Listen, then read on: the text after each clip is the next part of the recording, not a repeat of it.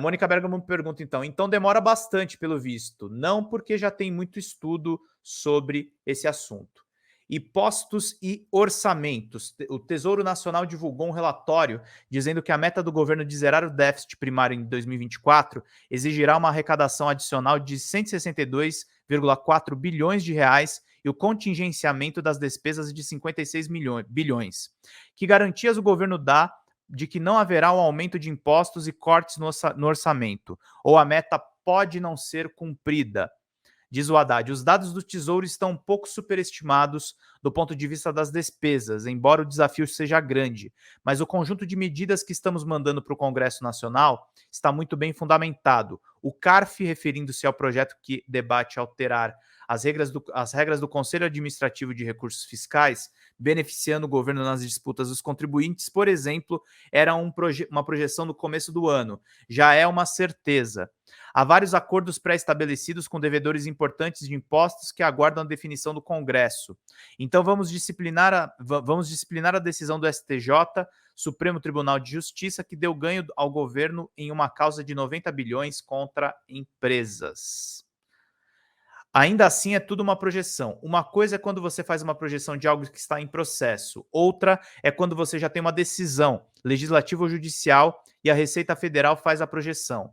Até por dever de ofício, a Receita é sempre muito conservadora para fins de elaboração do plano de lei orçamentária. Gente, vão pingando, vão contribuindo. Estamos sem membros, sem superchats ainda. E vamos bater, gente. Vamos bater 66 likes. Obrigado, Wellington Rabelo. Olha só. Vamos ler aqui o superchat dele. Quando foi ministro da Educação, ele foi bom. Como prefeito de São Paulo, foi bom em alguns pontos. Como ministro da Fazenda, ele está sendo ótimo. Eu acho que ele se encontrou no cargo. Pois é, Wellington, já escutei de tudo sobre o Haddad, né? Já escutei que ele foi um mau prefeito. Setores do PSOL criticam algumas políticas dele como ministro da Educação, embora digam que no quadro todo ele foi um bom ministro, e setores do PSOL também criticam ele como ministro da Fazenda.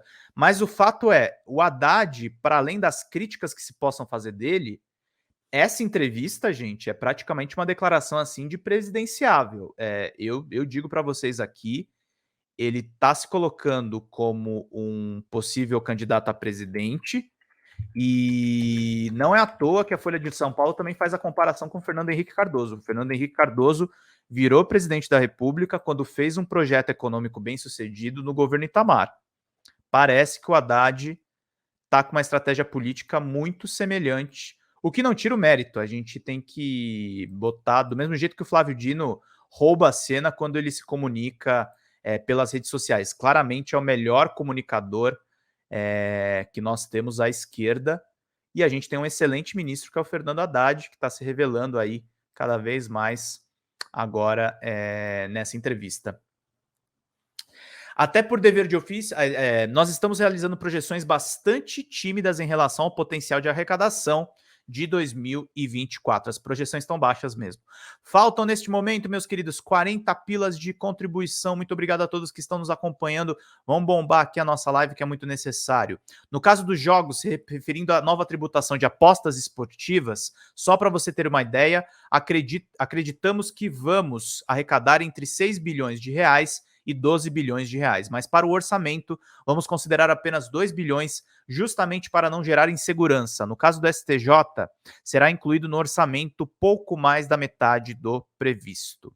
Tem essa frase do Haddad que é excelente: a classe dirigente imperial entregou ao Estado brasileiro a classe dominante como indenização do fim da escravidão. Toda vez que há uma real alternância de poder no Brasil, ocorre essa tensão, porque a classe dominante se sente expropriada de algo que pensa que é dela, que é o Estado brasileiro. Aí diz a Mônica Bergamo, o boletim Focus, que resume as expectativas do mercado, mostra que há uma descrença dos agentes sobre o déficit zero. A projeção é de um déficit de 0,8% em 2024. Mas pega as projeções deles no começo do ano para o déficit de 2023. Era 1,8%, foi caindo até chegar em 1%. E eu já dizia em janeiro que terminaríamos o ano com cerca de 1% de déficit. As pessoas foram ajustando as suas previsões, lembra disso? Aí a Mônica Bergamo diz aqui, é um compromisso, então, firmado em cartório de que haverá um aumento de imposto? Obrigado aí pela contribuição, minha querida. Deixa eu ver aqui que deu um membro de presente, Valentim Perucci. O José Wilson, que é um querido que já ganhou joguinho de videogame, agora ganhou uma membresia. José, se você ainda não viu meu curso de jornalismo, por favor, assista agora, meu querido. Fala, Ricardo Alves. Boa noite, companheiros. A live tá ótima, Pedrão. Ótimos são vocês que contribuem aqui para a gente manter o nosso trabalho, meus queridos. Muito obrigado pela generosidade de vocês para a gente manter as atividades aqui da Folha Democrata, gente. Tivemos ontem um dia bizarro de muita audiência, um vídeo nosso viralizou com aquela reportagem do Sérgio Moro, e agora seguimos aí na nossa live trazendo muitas informações importantes, meus queridos. Pinguem, pinguem, pinguem, a gente precisa da ajuda de vocês, vamos lá. Continua aqui a entrevista do Haddad. O Brasil era o único... o que eu disse e repito é que estamos corrigindo as distorções absurdas do nosso sistema tributário, que levará a um aumento da arrecadação. O Brasil é o único país do mundo que tinha privatizado a sua Receita Federal, referindo-se à regra de que o empate do julgamento de uma dívida de impostos no CARF favoreceria as empresas, tirando o governo do voto de desempate. Chegou ao ponto de suspendermos o diálogo da OCDE, Organização para a Cooperação e Desenvolvimento Econômico, que reúne os países desenvolvidos, porque ela não aceitaria, dentre os seus membros, um país com uma Receita Federal privatizada. Era um escândalo patrimonialista dos mais execráveis, sendo uma das heranças péssimas do governo anterior que está sendo corrigida. Lobbies poderosos sofreram derrotas importantes, estamos promovendo a despatrimonialização e a republicanização do Estado brasileiro. Seu próprio partido, PT, teme que a busca do déficit zero gere um corte dos investimentos. Aí responde o Haddad. Vamos nos lembrar que tinha uma banda que flexibiliza a meta. Se for de 5 bilhões o déficit, está dentro da banda. Se for de 5 bilhões de superávit, está dentro da banda. E o Banco do Brasil? O Banco do Brasil. E as despesas? Nós vamos apresentar um orçamento um pouco menor do que prevíamos inicialmente, porque a inflação caiu muito. O Banco Central manteve o juro na estratosfera e isso faz com que a projeção de crescimento econômico para o ano que vem seja um pouco menor do que nós imaginávamos. O Banco Central está atrasado, mas ele um dia acorda. O crescimento neste ano, apesar de ainda tímido, surpreendeu, mas veio sobretudo do agronegócio. Já o consumo das famílias vai ter a pior variação desde a pandemia, ou seja, não se vislumbra qualquer espetáculo do crescimento. Isso, forte crescimento, depende mais da autoridade monetária, do Banco Central que define os juros, que hoje é independente, autônoma do que do governo.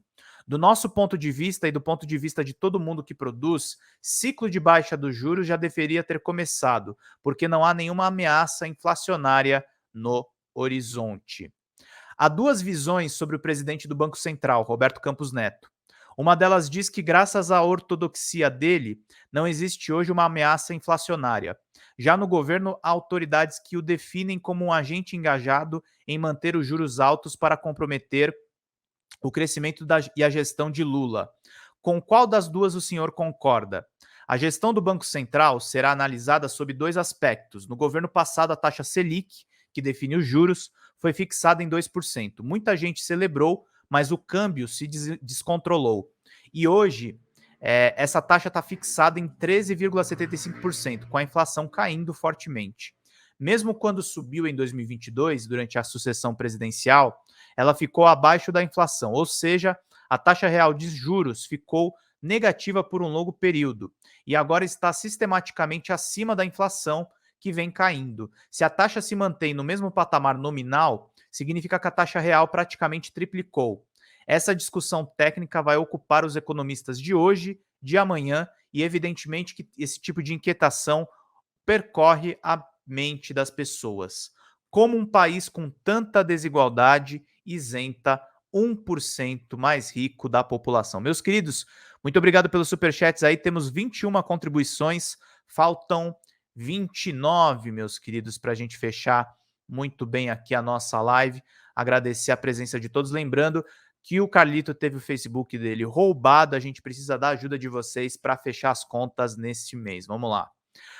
De Roberto Campos ser um agente desestabilizador, pergunta a Mônica Bergamo, de ter um viés.